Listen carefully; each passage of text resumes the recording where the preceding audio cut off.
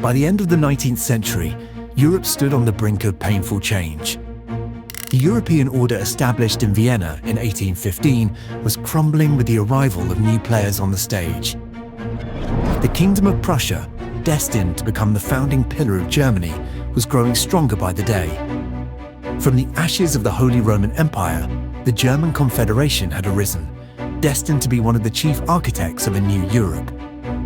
Striving for the unification of the Germans under Prussian leadership, and to make the region a power, Wilhelm I appealed to Parliament for greater military expenditure, invoking the words of Honoré Gabriel Riquetti, Count of Mirabeau, one of the key figures of the French Revolution, who had said, "Other states have an army. Prussia is an army that has a state." Yet his request was blocked by liberals and other opponents in Parliament.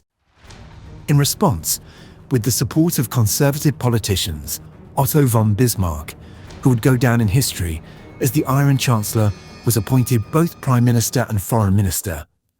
In one of his first speeches before the Prussian Parliament, Bismarck delivered words that would echo through history, ending with this declaration: "Prussia's position in Germany will not be determined by liberalism, but by power. The great questions of the day will not be decided by speeches and majority decisions, but by iron and blood." Bismarck began his policy of iron and blood with Denmark. The question of the duchies of Schleswig and Holstein had been a source of contention between Germans and Danes for many years, but it had never been resolved until Bismarck's time. The issue dragged on for so long that Britain's Prime Minister, Lord Palmerston, once quipped, "Only 3 people have ever really understood the Schleswig-Holstein business: the Prince Consort, who is dead, a German professor who has gone mad, and I, who have forgotten all about it." The duchies of Schleswig, Holstein, and Lauenburg were majority German in population. As a first step toward German unity, Bismarck wanted to bring these lands under Prussian control. Naturally, England and Sweden opposed Prussia's rise in the North Sea and the Baltic. Confronted with Britain's hostility, Prussia began searching for a friend. France might lend aid, but would almost certainly demand the banks of the Rhine in return. Austria, meanwhile, would not want Prussia to gain the upper hand within the German Confederation, and thus was unlikely to help either. The circumstances pushed Bismarck toward Russia. If the Russians supported the Germans, the opposition of the other powers could be balanced. Yet Bismarck was uncertain how Russia would act if Prussia clashed with Denmark. The Polish uprising of 1863 gave him the very opportunity he needed to secure Russia's hand. Russia's crushing defeat in the Crimean War had reverberated through its internal order. In the aftermath, Tsar Alexander II abolished serfdom on March 5, 1861, freeing the peasants from their bondage to landlords through what became known as the Emancipation Law. The peasants were no longer forced to work like slaves on noble estates. They were also granted land of their own. Inspired by this reform, the Poles rose in hopes of winning similar rights. The Tsar's response was harsh. He sent a massive army into Poland to crush the uprising. Against Russia, all of Europe, except for one state, voiced strong protest. That exception was Bismarck's Prussia. He seized the moment. On February 8, 1863, Prussia and Russia signed an agreement. According to its terms, Prussia pledged not to give Polish nationalists any aid, neither directly nor indirectly. If need be, the two states would suppress the revolt together, and Russian troops could even pursue rebels who fled into Prussian territory. By securing Russia with this move, Bismarck created a vital balance, preventing all of Europe from uniting against him in the campaign he was preparing against Denmark. King Frederick VII of Denmark attempted to enforce the laws passed by the Danish Parliament in 1861 within Holstein and Lauenburg, which were part of the German Confederation. Prussia, whose ties of friendship with Russia had recently been strengthened, objected to this move, thus lighting the fuse that would lead to war. After the reign of Frederick VII, his successor Christian IX adopted a new constitution and sought to implement it in Schleswig as well. This event, which drove the final nail into the coffin, led to the conflict between Prussia and Denmark that will go down in history as the Second Schleswig-Holstein War. For the Prussians, it was an easy victory, and after the war the duchies were to be handed over to German administration. Yet the two seemingly close states, Austria and Prussia, had very serious disputes of their own.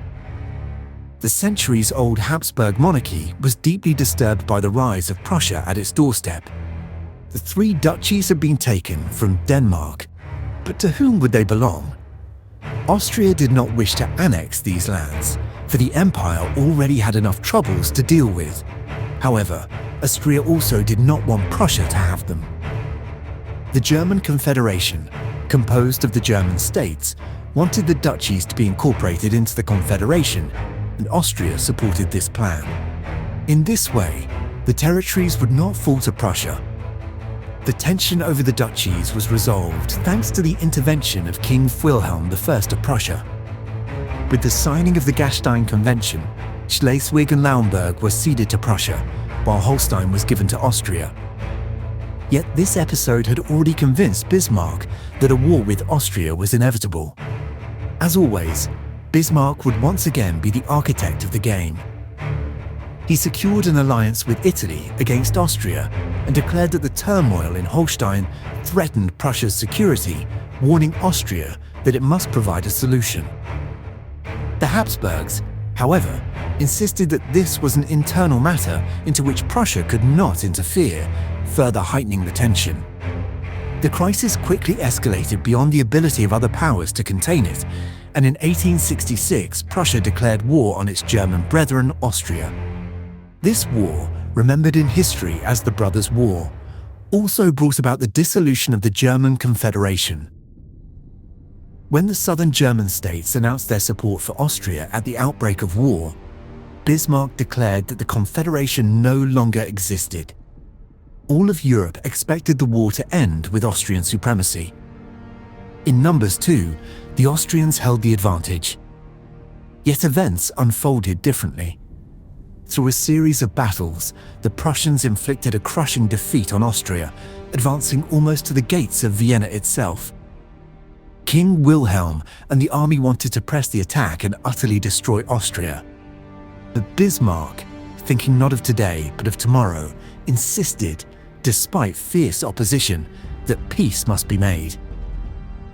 German unification was not yet complete.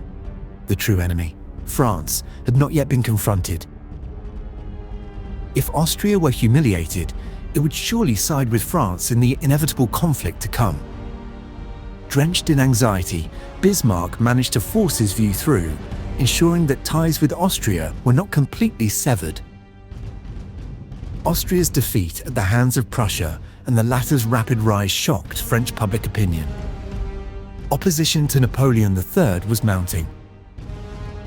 Seeking to calm the reactions and rally the people behind him, Napoleon ordered his ambassador in Berlin, Vincent Benedetti, to open talks with Bismarck.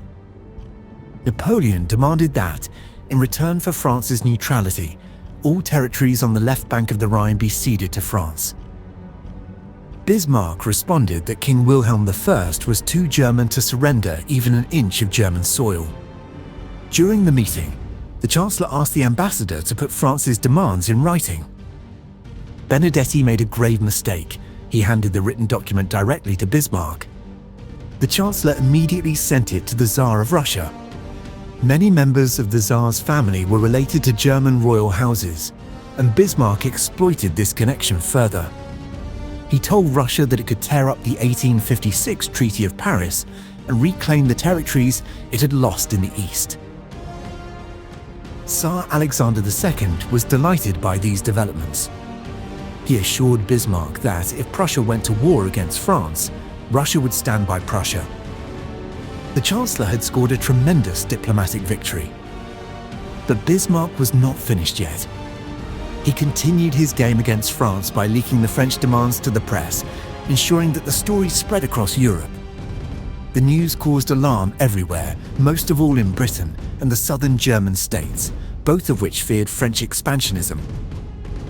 With this clever maneuver, Bismarck began to draw Catholic southern Germany closer to Protestant Prussia. Soon, the two sides would face one another in a war that would change the European history.